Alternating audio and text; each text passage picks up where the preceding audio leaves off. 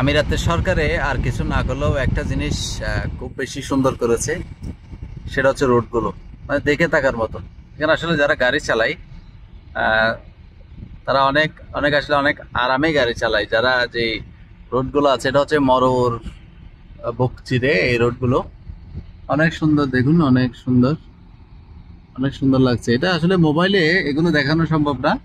আপনি যদি এগুলো কখনো সরাসরি দেখেন, আপনার আসলে অনেক ভালো লাগবে, অনেক ভালো লাগবে। আমাদের সুবিধা, আপনার কত বছরের এক্সপিরিয়েন্স এখানে গাড়ি চালানোর? মাত্র 4 বছর। হ্যাঁ, 4 বছর। সুমিতদার 4 বছরের এক্সপিরিয়েন্স। এই যেখানে যখনই সময় পাই তখনই ঘুরতে বেরিয়ে যাই, তাও আবার দামি দামি গাড়ি নিয়ে। অনেক সুন্দর। মরুভূমিতে কোনো মানুষ নেই, কিচ্ছু নেই, একেবারে নীরব নিস্তব্ধ মরুর বুক চিরে এই রোডগুলো অনেক সুন্দর। যেখানে আসলে আমিরাতে আপনি উঁচু উঁচু বিল্ডিং, বুর্জ খলিফা, আর কিছু আপনার সমুদ্র এবং আর বাকি যেসব আছে সব হচ্ছে মরুভূমি। সে মরুভূমিতে আসবেন, এখানে মরুভূমিতে বিভিন্ন ধরনের আপনার মনোরঞ্জনের জন্য বিভিন্ন ব্যবস্থা আছে। এই কারণে ওয়ার্ল্ডের টুরিস্টগুলো এখানে আসে। আর একটা বিষয় যে জিনিসটা সবচেয়ে বেশি ইম্পর্টেন্ট, সেটা হচ্ছে আপনার নিরাপত্তা। এখানে আপনি যাই কিছু করেন, আপনার নিরাপত্তা আছে, আপনার জানার নিরাপত্তা আছে। আপনি এখানে যদি রাতে 2টা বাজে এই রোড দিয়ে যান, আপনাকে কেউ কখনো কি কোনো ধরনের হাইজ্যাক করবে না।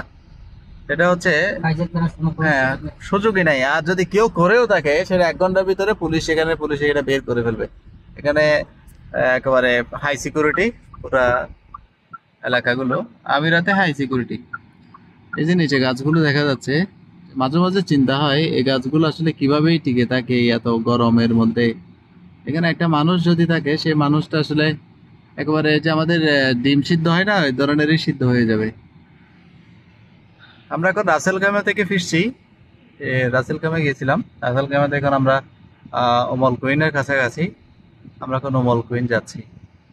তো রোডগুলো অনেক সুন্দর, একেবারে নিরিবিলি, কোনো মানুষ নাই।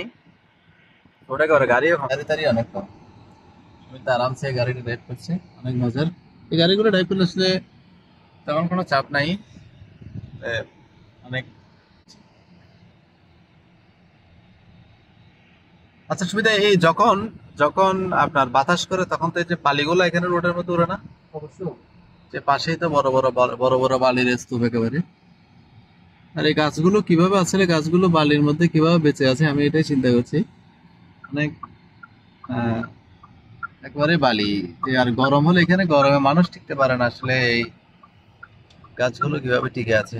যাক, আরব আমিরাতের জন্য শুভকামনা, সরকারের প্রতি কৃতজ্ঞতা। এত সুন্দর করে এখানে রোডগুলো করেছে, মানুষের নিরাপত্তা দিয়েছে। আরব আমিরাত দীর্ঘজীবী হোক। আমাদের মতো অনেকের ভাগ্যের চাকা ঘুরছে, আমাদের পরিবার পরিজন এই আরব আমিরাতের কারণে পরিবার পরিজন চলছে। আরব আমিরাতের জন্য অনেক অনেক শুভকামনা। এরকম আরো ভালো ভালো ভিডিও দেখবেন, বিভিন্ন এক্সপেরিয়েন্সের ভিডিও আপনাদের সাথে শেয়ার করব। পাশে থাকবেন সবাই।